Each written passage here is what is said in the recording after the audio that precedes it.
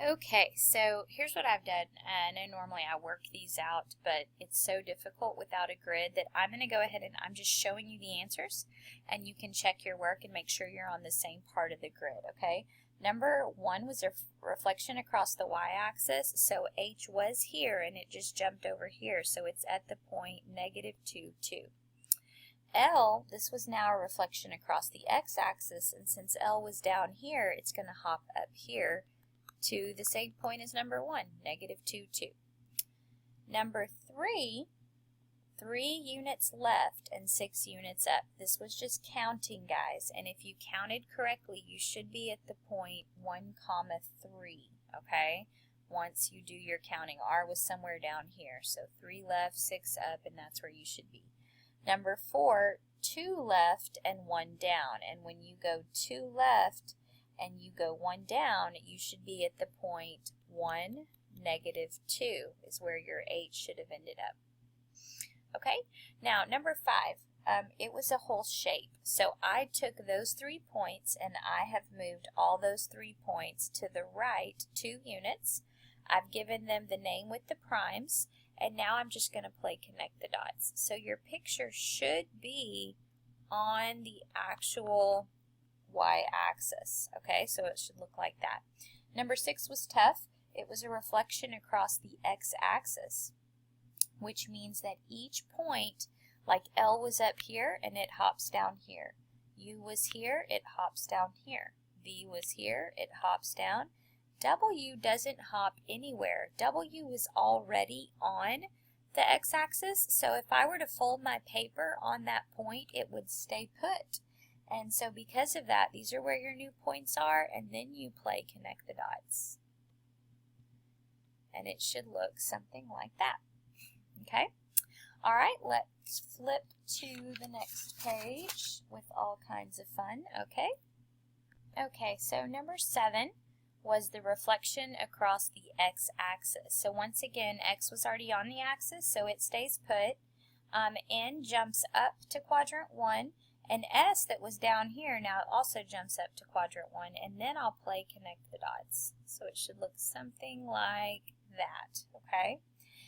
This one was a weird four-sided figure, a weird quadrilateral, and it wanted to go 1 to the right, and then it needed to go 4 units down. So after I did that with each of the points, it looks like the same shape. It's just that it's now been shifted. So it should still have the same appearance and the same shape. And actually that means that I need to probably, E was actually over here, my bad. Okay, so it should look something like that, okay? Now, these are fun. I love 9, 10, 11, and 12 because instead of you drawing it, you get to compare the pictures from the original image to the new image and see what's happened, okay?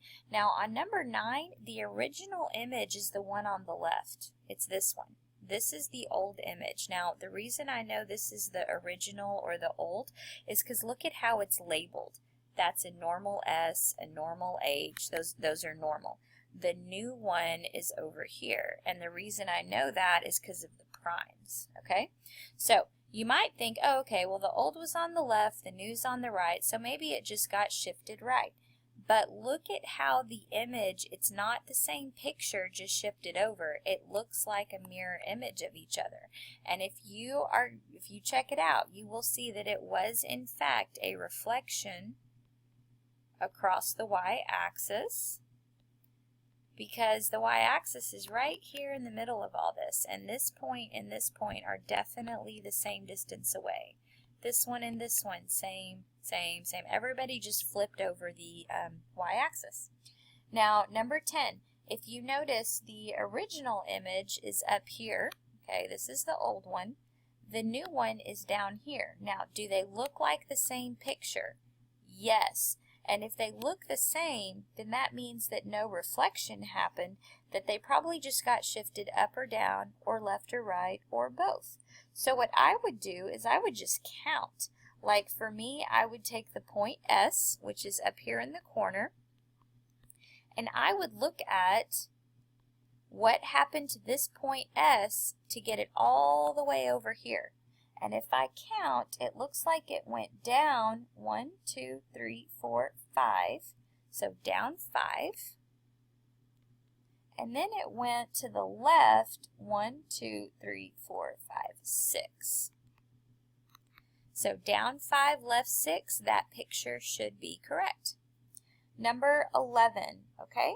Look at the P and the T and the X, okay? PTX.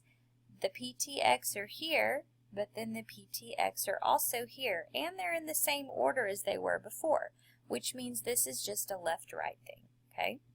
The old T is here, the new T, T prime, is down here, so let's just count. I'm going down 1, 2, 3, 4, and right 3. Down 4, right 3. And that's how you can judge that.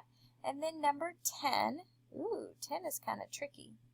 On 10 though, okay, all the letters, once again, it's like this one and this one. It's like 10 and 11. All the letters, sorry, where am I? Hold on, we're almost there. There it is, okay. All the letters of the S and the P and the A and the Z, okay, they all stay in the same order. It's just they've been scooted up a little bit, okay?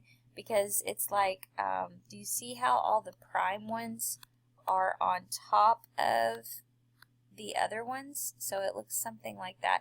But all of these primes are on top of the other. So I'm going to take the old P and see how many left and how many up. So the old P goes left 1, and then it goes up 1. So left 1, up 1, and then it becomes the new P. So that's going to be my translation. It's just going to be that. All right, I hope that went well for you. If so, you're good at visualization and seeing things. And if you don't like it, it just means that you're going to like the algebra part of algebra better than the geometry part of algebra. And we can work more on that. And then next week we get into now that you know how to graph, it's going to get into actually what you can do with graphing these points and how they apply to actual real stuff. All right, we'll see you guys next week.